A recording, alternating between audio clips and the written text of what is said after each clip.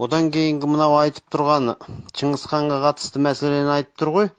Мен о жағына келсем, негізі Шыңғысхан біздің таза қазақтың ата бабасы ғой.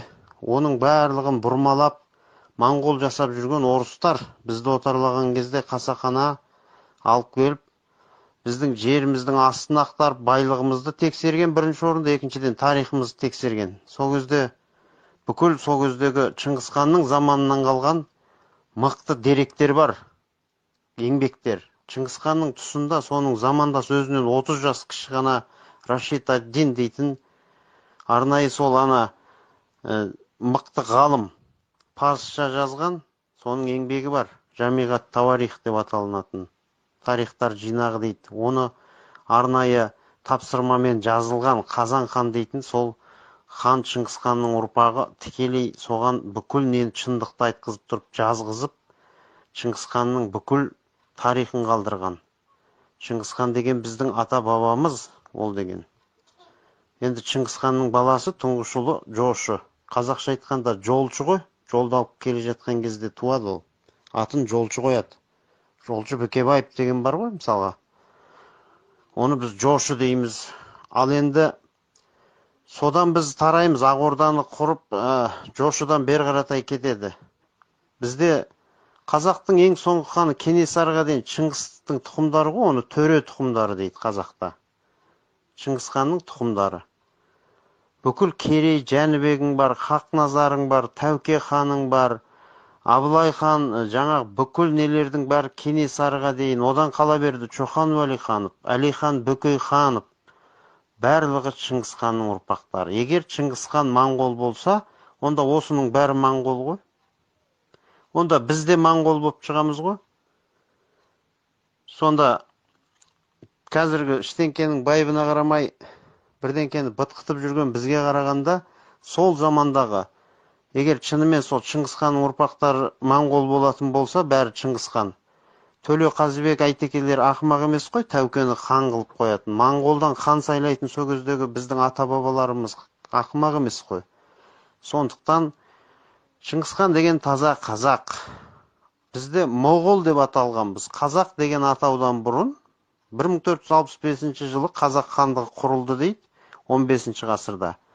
Сол кезден бастап атауымыз қазақ болып аталған. Оның алдында біздерді моғол деп аталғанбыз. Моңғол емес. Моғолстан, моғол деп. Бүкіл қазақтардың аты моғол болған. Оның алдында татар болған. Оның алдында қыпшақтар деп аталғанбыз біз. Жалпы ол қазір қыпшақ руы емес. Татар деген қазіргі татар ұлты емес. Ол үлкен кәдімгі бір ұлттың аты болған. Оның алдында алаш деп аталғанбыз. Оның алдында түркілер деп аталғанбыз. Міне. Сондықтан осының бәрін бұрмалап алып келеді да, ана кітапты тексеріп, бұлар қарағанда Шыңғысханның мәссаған біз отарлап, қырып жойып, жояйық деп жүрген, жабай деп, мыналарды өлтірек деп жүрген, мына халық деген Шыңғысханның тікелей ұрпағы ғой, не істейміз дейді. Бұл 1896 жыл болатын, 19 ғасырда. Өзгертіңдер дейді. Бұрмаланып, мына тарихты қайта жазу керек дейді. Сонда түп нұсқа тарихтан алады да, моғол деп жазылып тұрғанның барлығына ол кезде 19 ғасырда қазіргі моңғол деген ұлттар болған. Ол кезде пайда болған. Ал Шыңғысханның тұсында ондай моңғол деген ұлт мүлдем болмаған. Ал бұл орыстар сол 19 ғасырда бізді отарлап атқан кезде содан алаттағы өзгертіңдер дейді. Сол моғол деп тұрған жердің ортасына Н деген әріпті қосады да моңғол қылып жібереді. Қайтадан перевод жасап орысшаға аударады да жаңағы кітапты. Бәрін моғол деп тұрғанның бәрін моңғол жасайды да, көп тиражбен шығарады да, дүние жүзіне дейін таратады да жібереді. Ол кезде союздың құрамында бізде бар, құлағымызға сіңіріп сөйтеді да аударып жібереді. Енді бүйтіп қарап тұрса, енді Шыңғысханның ұрпақтарынан Шыңғыс төре тұқымдары дейді, біз содан хан сайлап келгенбіз. Осыдан ойлана беру керек. Кенесарыға дейін Шыңғысханның тұқымы. Сонда ақымақ емес қой біздің ата бабаларымыз. Онда біз де моңғолмыз. Моңғол емес, моғол десек жарасады. Қазақ хандық құрылған, орыстар осыны не қылады да, 15 ғасырда хандық құрылған, сендер содан бастап қазақтар деп аталғасыңдар, одан бұрын сендерде мемлекет болмаған дегенді шығарған. Айналайын, қазақ деген ұлтты құрап тұрған рулар ғой. тек рулар, қазақ деген ру жоқ қой, қазақ деген ұлт. Рулар бірігіп ұлтты құраған. Ал сол рулар кезінде Моғол деген ұлтты құраған. Біздің атауымыз ол тек қана. Оның алдында татар алаш деп аталғанбыз бір кездері. Ал Шыңғысханның негізгі ордасы мына Ертіс өзені Шығыс Қазақстан жақта болған. Сол жерде мен бір деректі айтайын, құнды деректі. Сол жерде оның ордасы болған. Шыңғыстау деп аталынатын әлі күнге дейін тау бар. Шыңғысхан сол жерде таққа отырған. Қазіргі Моңғолия жеріне қатысы жоқ оның ешқандай. Оны апарып Моңғолияға апарып жүрген орыстар оның бәрін бұрмалап. Осы Қазақстан жерінде, сол жерде үлкен оның орны болған, қаласының, ордасының орны болған. 1952 жылы Сталин бұйрық шығарған құпия. Шыңғысханның сол ордасын қалашықты суға батыру жөнінде. Сөйтеді дағы бұлар Ертіс өзенінен бұқтырма дейтін бөгенді салады. Қапшағайдағы гесті білесің ғой, сол сияқты бұқтырма дейтін Қазақстанда үлкен Ертіс өзенінің бойына салынған гес бар. Зайсан екеуінің қосылған жерінде. Сол гесті салады да, жаңағы қаланы судың астына қалдырады. Жаңағы гестің астында қалған Шыңғысханның жаңағы негізгі ордасы. Ол бір. Өзі көміліп жатқан Алашахан деп жүргеніміз Шыңғысхан. Орталық Қазақстанда Ұлытау жақта Қаракеңгір өзенінің бойында Жошы ханның мазары тұр. Жошы дегеніміз сол жолшы, Шыңғысханның үлкен ұлы. Сонда ұлының қасына жерлеген апарып Шыңғысханды. Айдалада емес, ол Моңғолияда да емес. Оны орыстар әдейі көрсетпеген. Бұны Қаныш Сәтпаевтардың өзіне дейін кезінде айтып кеткен Әлкей Марғұлан бәрі. Олар білген, бірақ айтудан қорыққан. Өйткені бәрін репрессияға ұшыратып ондайдың.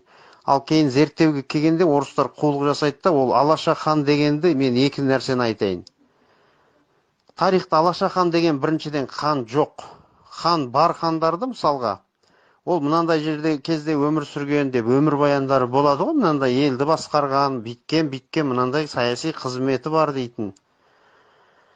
Алашахан дегенде вообще тарих жоқ, ешқандай өмір баян жоқ, құр мазарының басында осындай жылдары ғана өмір сүрген деп қояды, болды. Алаш дегеніміз әрбірден кейін қазақ қой. Қазақтың ханы деген мағынаны білдіреді Алашахан деген. Ал сол қазақтың ханы кім? Ол Шыңғысхан сол. Сол жерге көмген, о жерде екінші мәселе. Екі адамның екі сүйегі жатыр. Астында бір мүрде бар, табыт бар. Үстінде тағы біреу бар. Оны үстіндегіні орыстар әдейі жерлеткен екен. Үстіне аппаратта сол жерге ана кейін соны бірталай құпия түрде жерлеген ғой, үстіндегіні ана Шыңғысханның мүрдесі ашылмас үшін. Сонда кейін өтіріктен өздері соны жерлетіп ап, содан кейін арнайы экспедицияны ұйымдастырады да, в общем, бәрін көздерін байлап, алдап, жабулы қазанды жабулы күйінде сақтап, осы сөзге нүкте қою үшін экспедицияны ұйымдастырады да, ол жерді ашып қарағансып, жаңағы кәдімгі зерттеп көргенсіп ашады. Ашқанда ана үстінде өтірік жерленген адамның мүрдесін ашады, соны тексеріп ДНК-сын алады, ол басқа болып шығады. Ал сол кезде соның бәріне куә Қаныш Сәтпаевтар. Олар астында тағы да бір табыттың болғанын білген. Астында адам жатыр. Негізі оның Шыңғысхан өзінің ұлы Жошының қасына жерленген ғой, айдалада емес негізінде. Осының бәрі мемлекет өз қызығушылық танытып, мүдделі түрде осының барлығына зерттеу жүргізетін болса шығатын еді ғой. Амал жоқ, осының бәрін бұрмалап ұстап отыр. Ал Шыңғысхан анық біздің ата бабамыз, ол біздің үлкен кәдімгі Шыңғыстың тұқымдарынан тараймыз кәдімгі біз дейтін.